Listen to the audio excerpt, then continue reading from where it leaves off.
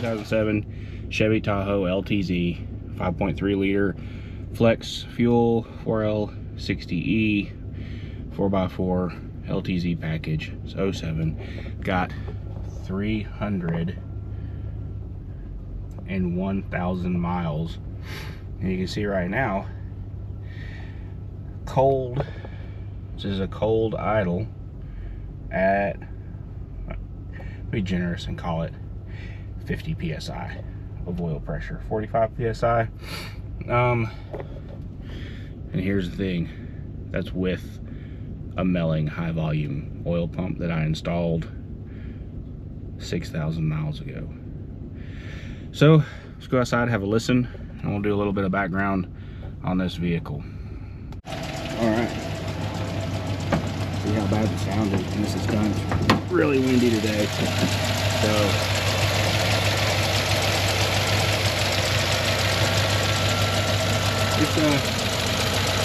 it's seen some things.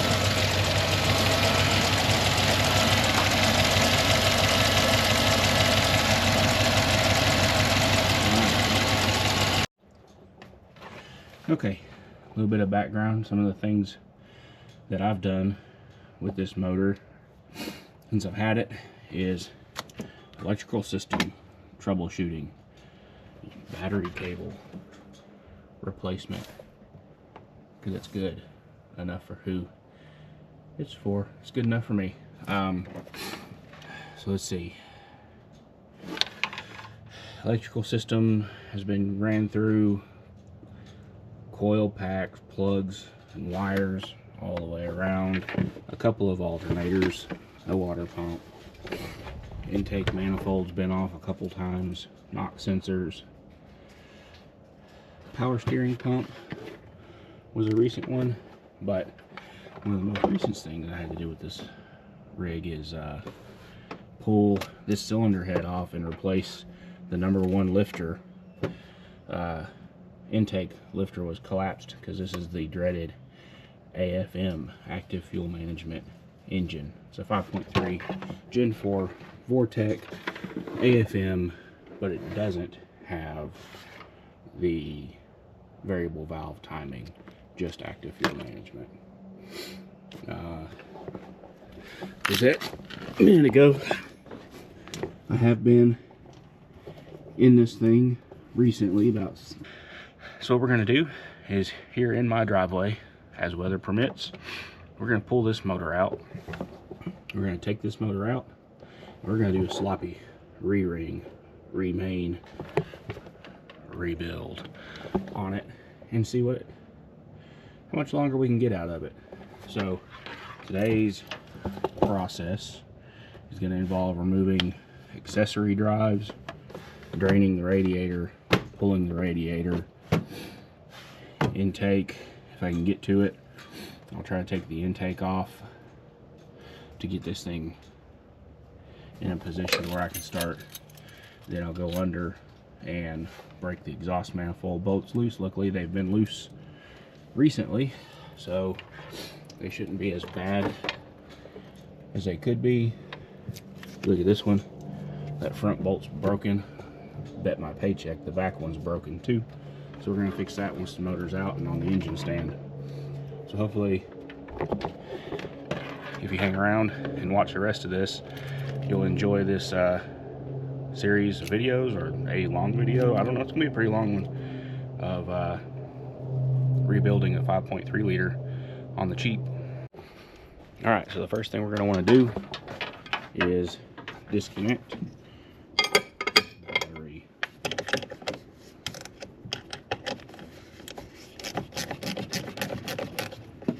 Goodbye radio presets.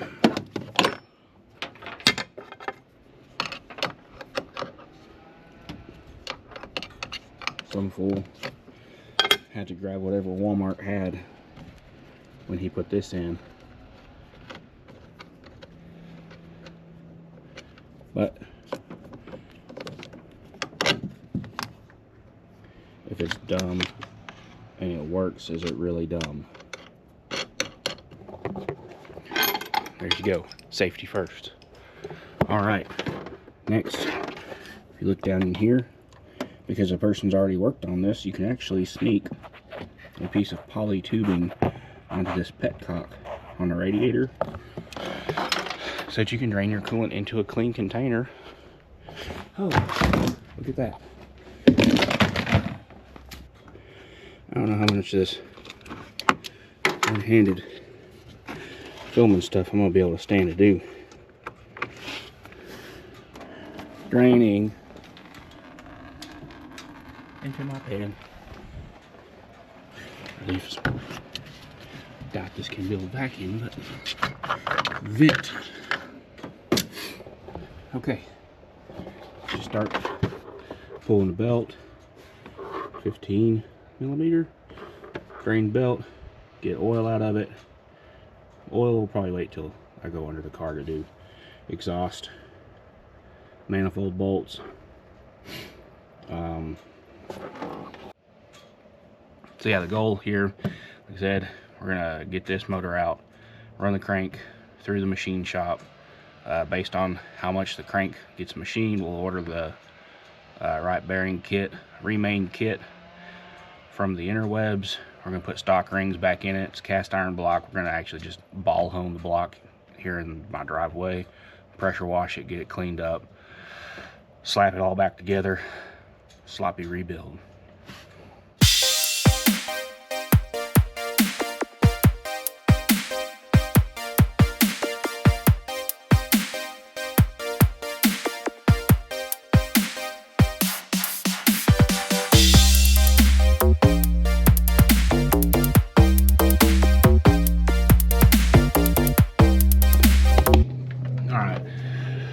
Real quick, little recap, some of the things I've been doing so far. Disconnected alternator cable, remove the alternator, throttle position sensor plug. If you don't know what you've got, always just take a piece of masking tape, just in case. You never know if you have some random things like, oh, what did this go to? That plugs into the alternator. So some more of the butchery that I've done on this motor since I've had it is plugged off while I was troubleshooting for a vacuum leak. These are things that can be wrong that you can find, like these tubes over time get brittle and crack. So a couple things is going to be different from a Silverado, or like different for the Tahoe. The Silverado, I think, would be like this has dual zone heat and air conditioning. So you have all these, you have heater hoses to the firewall, but then they go to hard lines. So these connectors aren't the same as the pickup connectors. They have T's. They have a hard pipe, aluminum pipes that go to the heater core, rear heater core. And you have the front heater core. So these hoses, these need to be disconnected.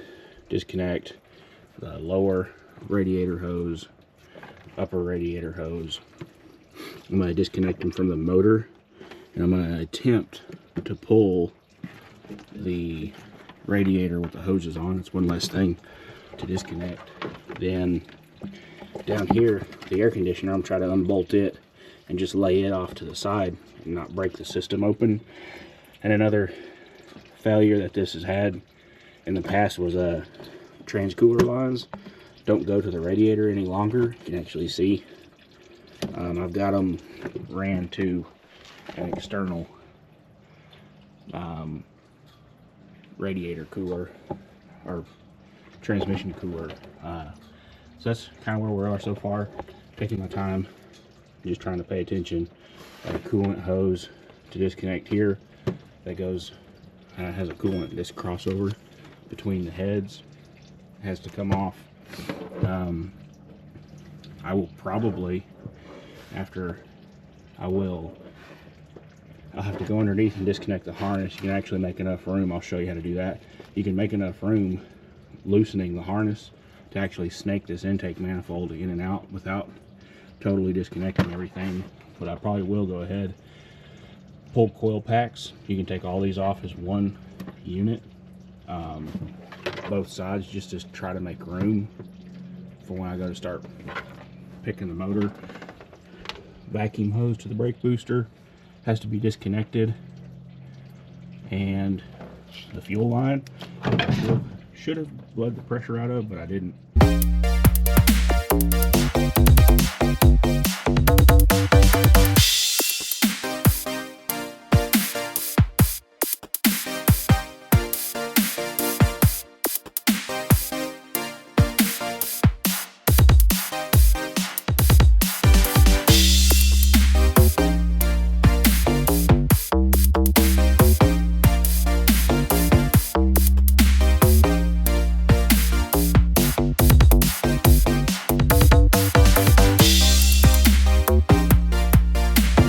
So I spent longer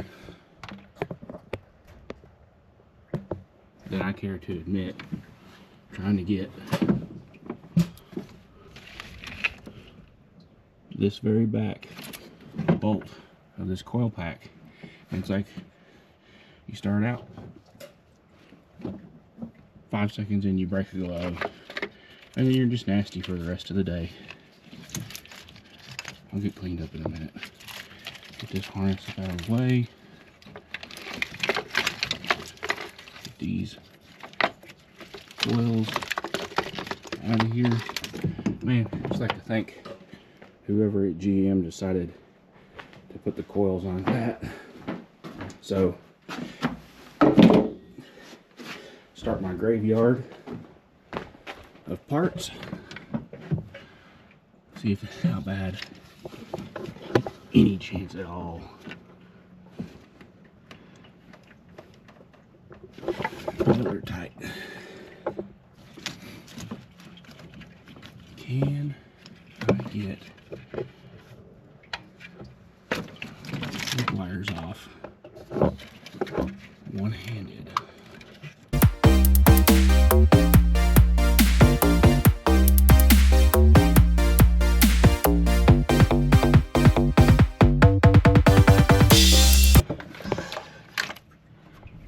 Be doing this. All right, plugs, wires. See, already looking like there's a little bit of room for activity in here. Coil packs are off.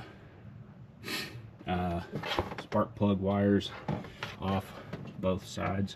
I'll tell you what, all this extra stuff on this passenger side makes me sad. It is in the way.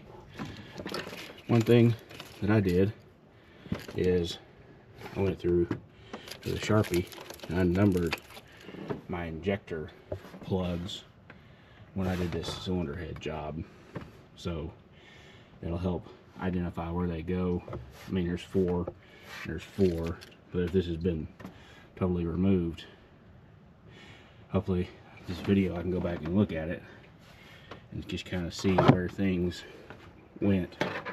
So let's get back to work. All right, we're gonna go ahead and disconnect the fuel line. This is the fuel line. So take that off, put it up here so you can forget later and spend half an hour looking for it. Just kidding, maybe. Just gonna disconnect this little evap line. That clip's broken, but let's take this fuel line off. So to take off the fuel line, it helps if you just depressurize things. I never said I was smart. Here we go. Just made it right there. So it'll just catch everything, right? Now. So what you're doing is this tool has these projections tube, and inside there's teeth or prongs that grab this. So you can't disconnect, well, not hardly, I don't think you can disconnect it without breaking it without one of these tools from the parts store.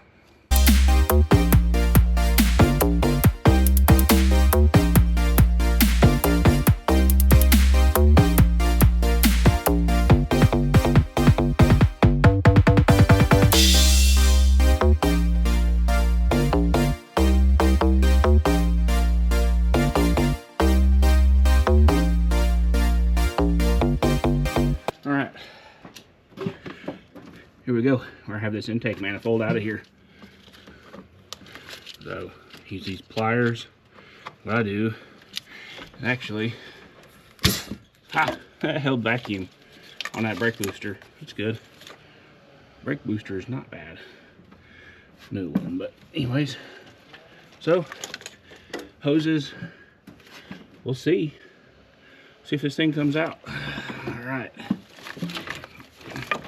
I don't think you could do this, sneaking this intake in and out, if you didn't have the alternator. It's definitely a must. It's easier to come out. Oop. Leaking fuel. I want some top. Here we go. Intake off. Intake is out. So everything's nice and clean and old and gross and makes your hands dirty. But that's getting the intake off. All I had to do was loosen the harness. You can bungee this up out of the way. That's what I'm gonna try to do after I disconnect the, there's a sensor, oil pan level sensor, camshaft position sensor, and then the axle actuator switch are all on this harness that goes down under the motor.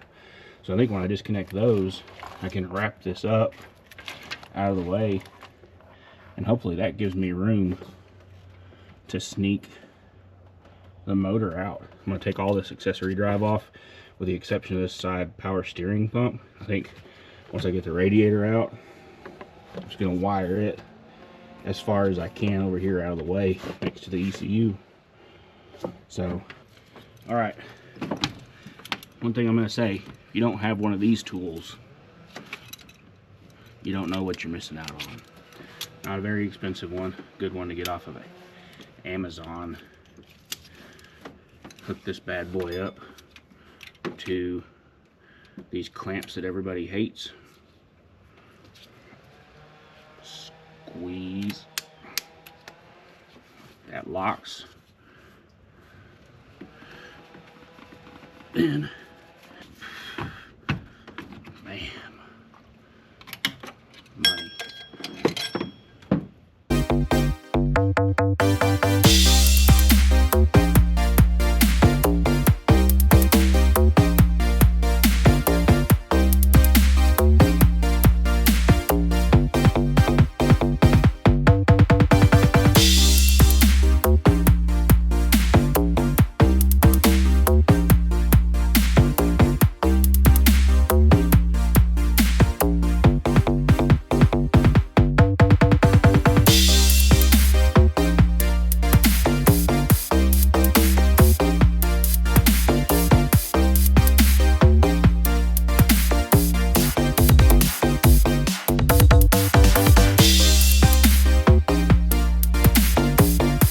Okay, so fans are out. Let's see if we can get the radiator out. So, thing to note, my trans cooler lines, I don't have them routed through the radiator. These hoses started to leak at these connections, these crimp fittings. So I just flared and clamped hoses and routed to an aftermarket cooler in front of the radiator. I don't know if it's better or not, but all right, so here we go. Pulling the radiator and make more room for more activities. Let's see if this comes out. I think this air box is gonna have to come out. Disconnect mass airflow sensor. Hide that little guy so I can forget where it plugs in later. And then normally your air box is bolted in. I'm bolted in by, here we go. All right. So this is a GM Performance cold air intake that came with this thing. It's not something I would have bought. And that filter is disgusting. I should be ashamed of myself. Really? What was... was holding it in. Huh. Cool. All right. Next thing, we're gonna take this radiator out. A little more coolant in the driveway. Oh.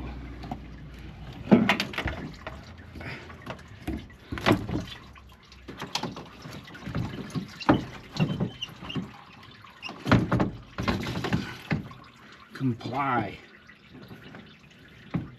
Oh, transmission cooler lines are here. Ow, that was sharp. Okay. Okay, so that was getting the radiator out. Leaving the AC condenser in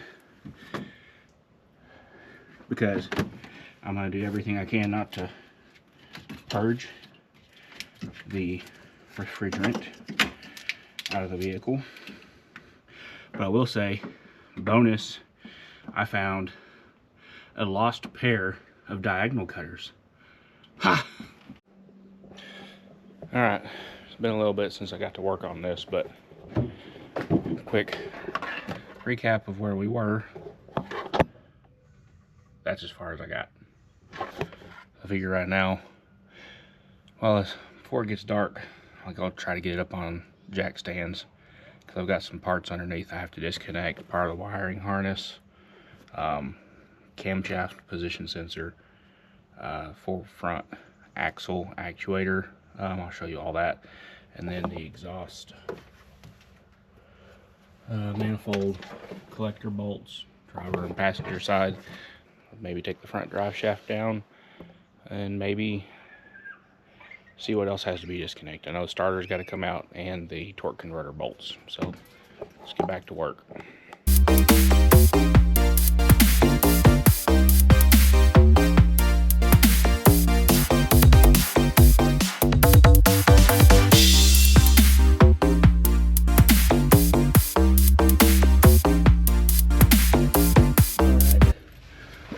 With 15 millimeter.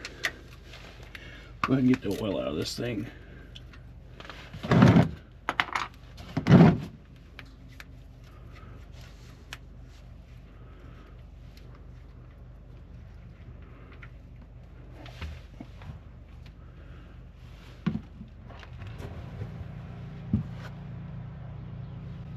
That's not a good sign.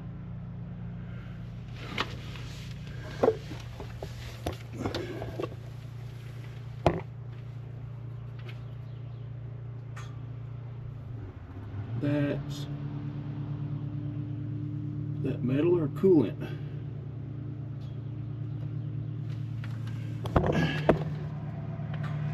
Either way, we know this motor is hurt from all the knocking.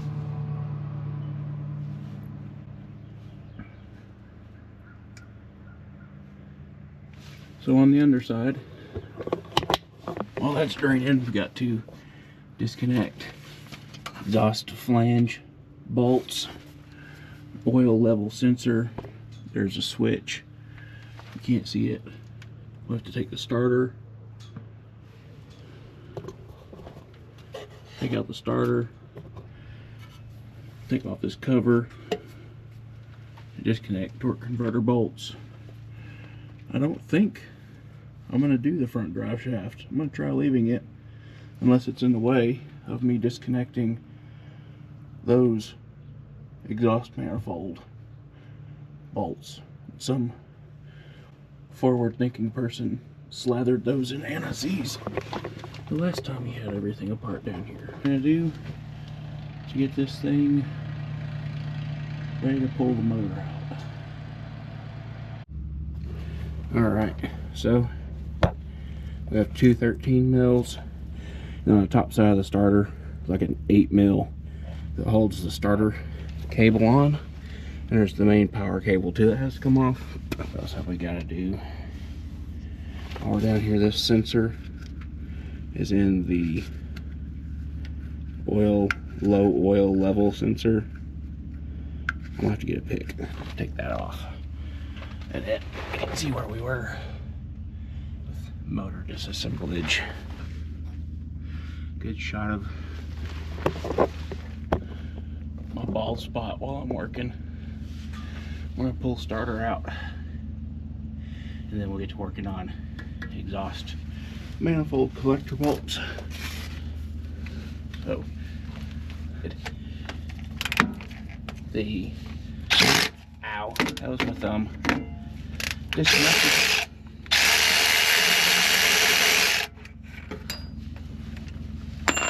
the wires off the starter, reaching in through the fender well.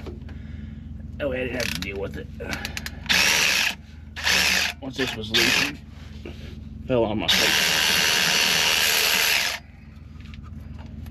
10 mil.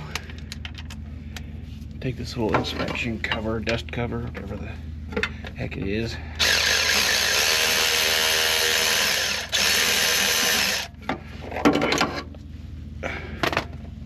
Where the starter and torque converter gives you access to torque converter bolts.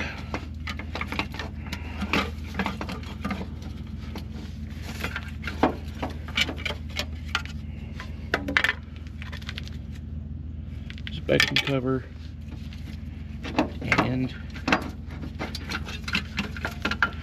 voila.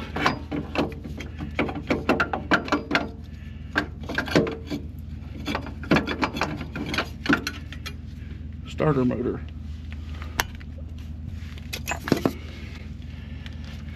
Okay, what's next? Well, that appears to be a crankshaft. Ignore that clip that broke. Crankshaft position sensor plug here at the back of the block is disconnected and out of the way. Oh, it's a wonder I hadn't taken that off before. Okay. Okay, so right here you've got a connector that your wire loom is stuck on the oil pan, and then these clips. I think once this connector is out of the way and I'm done dropping grease into my beard, there's a bolt to take this clip off, because these are your transmission cooler lines that are attached to the oil pan. So let's do that.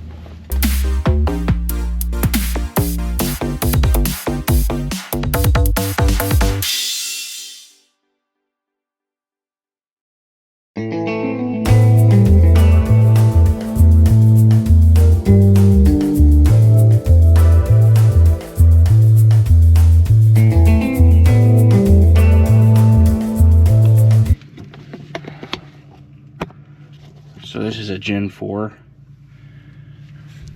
motor, and one difference is the knock sensor is plugged into the side of the block with this connector that has to come off.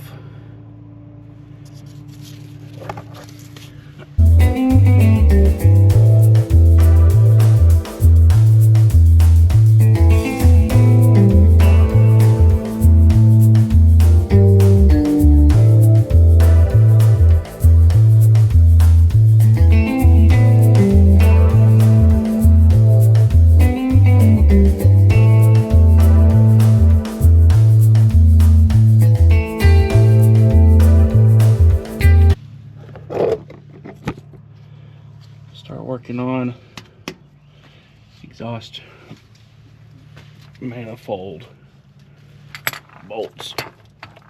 If you've never had your exhaust collector bolts loose before, probably wouldn't advise just cranking on them with an impact.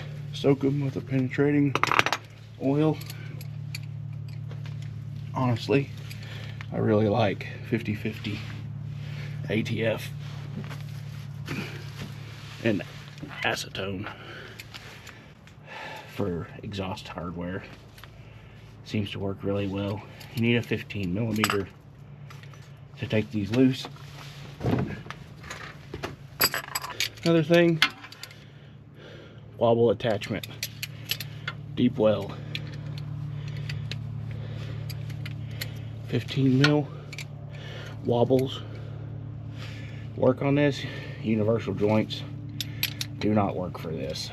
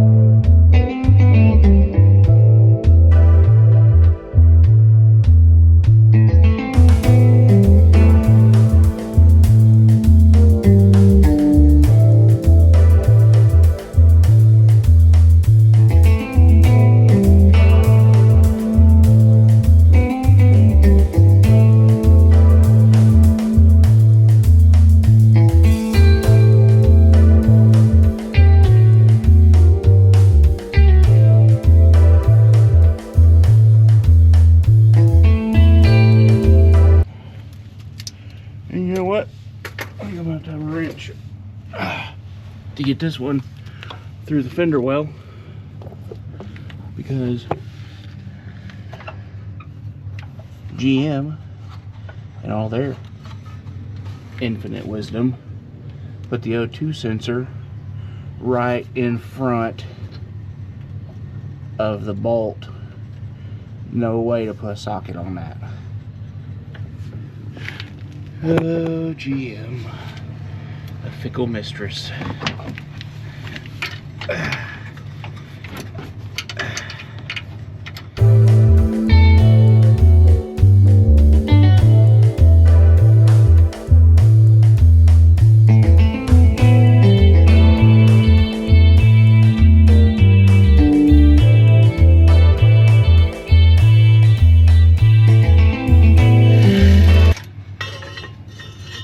Hi.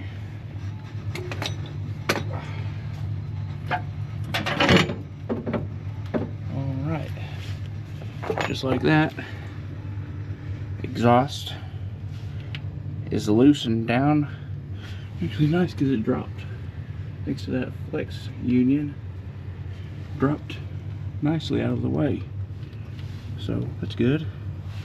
Probably put them right in my way so that when I start taking, you can see one right there, torque converter bolts out. So, see if you can see the first flex plate bolt. Just come around, we're gonna break it loose and take it out. Where my hand is. All right, let's take this bolt out.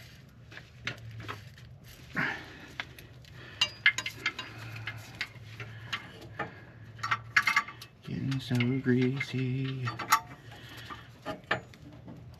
And the motor's gonna want to turn over with it.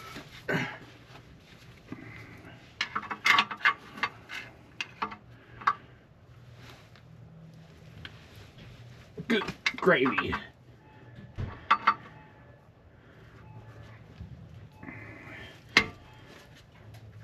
gosh, that's tight. Alright, I just want to sit with the boys.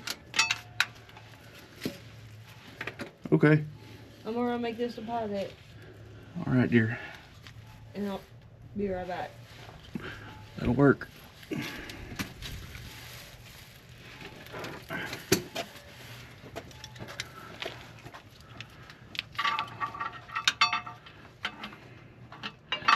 ain't gonna do it. Well, what tool do I need?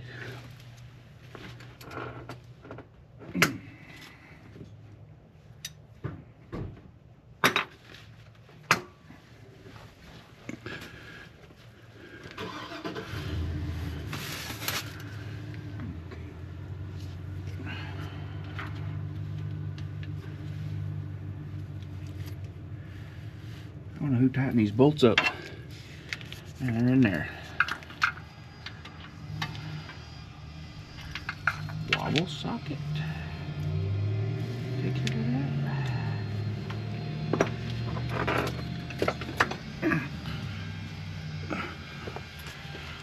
Something's stabbing me in the back. And I broke off my microphone.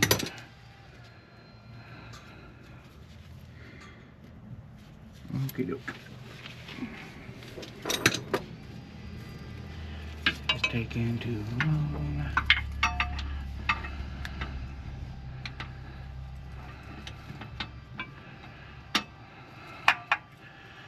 Oh, it landed right on the flat. But it won't.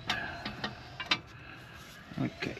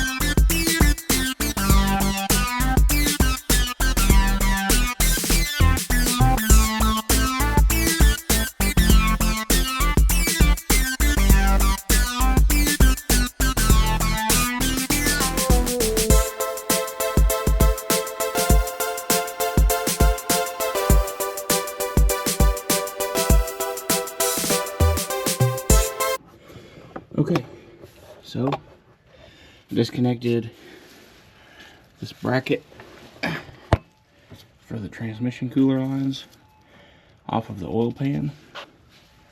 You gotta come back and take bell housing bolts out to disconnect the bell housing from the bell housing of the transmission from the block. So I got the bottom two. Of course, the easy one's out already. You can see, like, this drive shaft is going to be inconvenient towards getting the rest out on that side.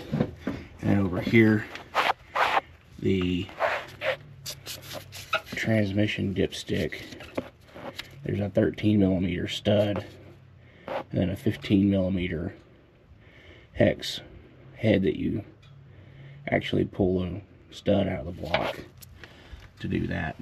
And I think the top I can reach from the inside the engine bay, now that the intake manifold's off. So I'm going to try and get these bell housing bolts out.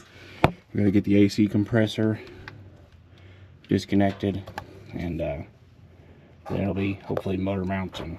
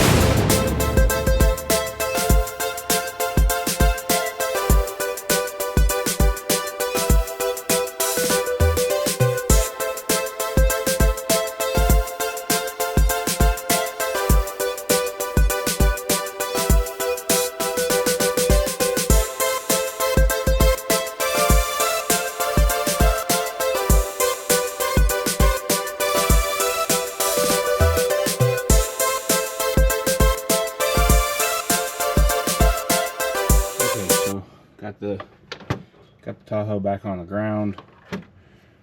Just looking at the last things up top. I've got a couple of bell housing bolts in the back.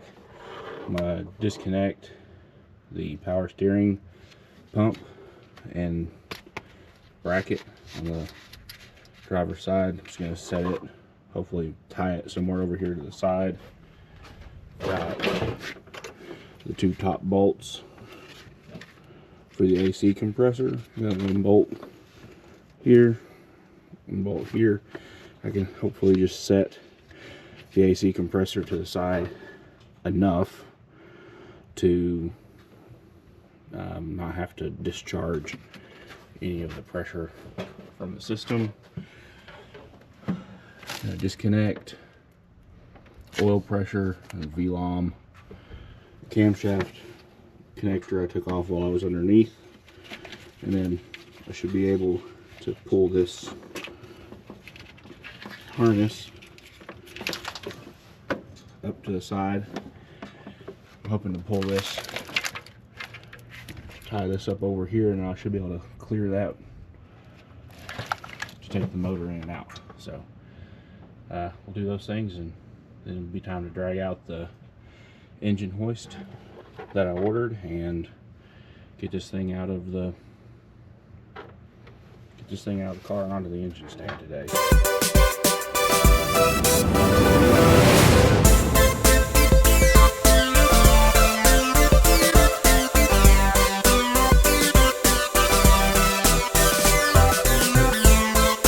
Alright, so I removed the power steering bracket.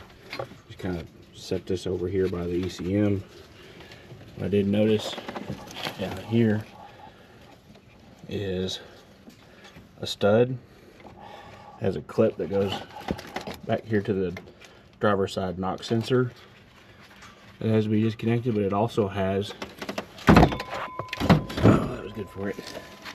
It also has a bundle of ground wires going underneath it that you can't see.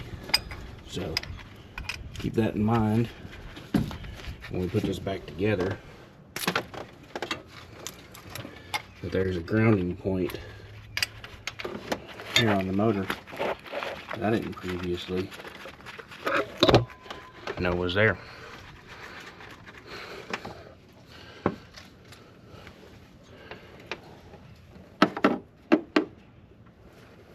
So if you look at it, it's right here. Grounds in your harness. Make sure we clean these up before we put them back. And I gotta figure out how to feel where that knock sensor connection is, because it's behind the motor mount. Behind the motor mount, there's a knock sensor in there somewhere.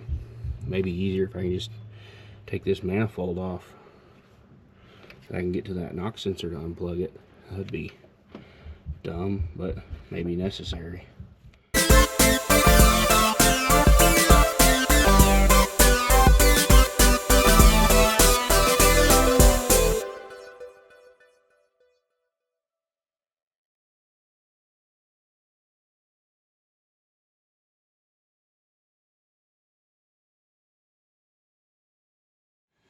All right, there should be all the bell housing bolts out.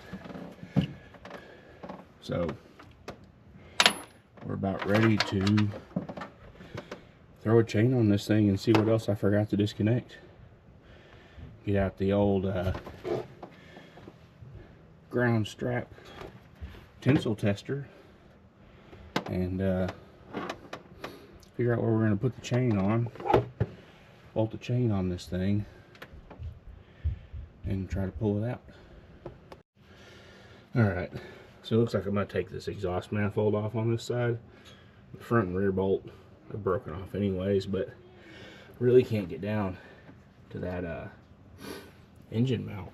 It is buried between the frame and hoses, and I think it'll make, if I can get this manifold off, it'll make it a lot easier to get the motor mount off. This side is loose. It's pretty close to coming out. So I've got Passenger side, had to pull the dipstick out. Now I think I can access the motor mount bolts down there at the frame, and 2 bolts are still holding the AC compressor on.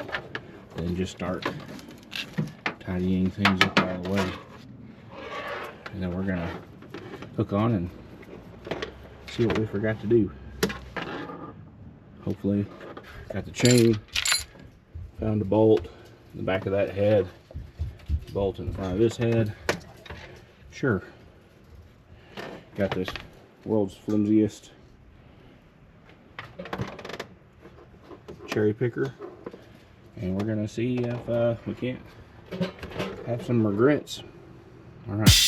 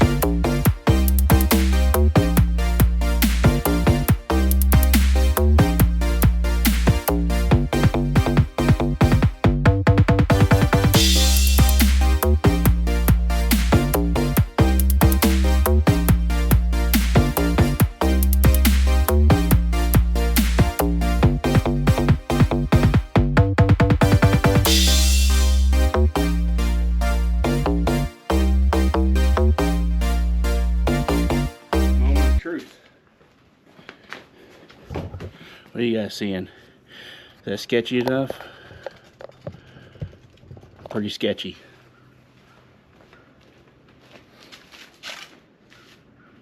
Pretty fucking sketchy.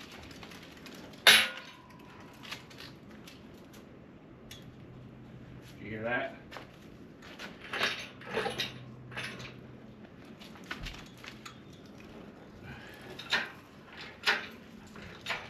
Come on, pull it. Please don't fucking break. Pardon the language. Please don't break.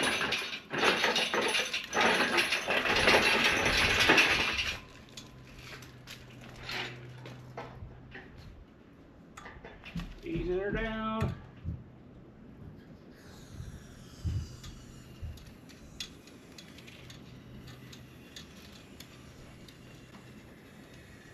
Thank you, $150 for not breaking.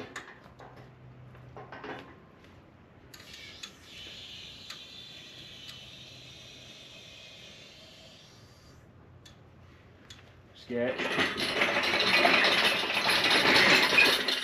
There you go. Out.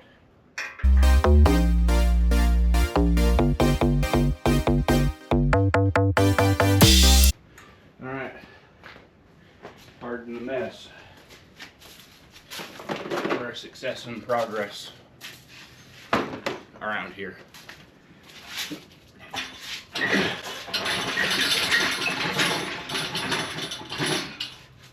And as usual, lift heavy things with flip-flops.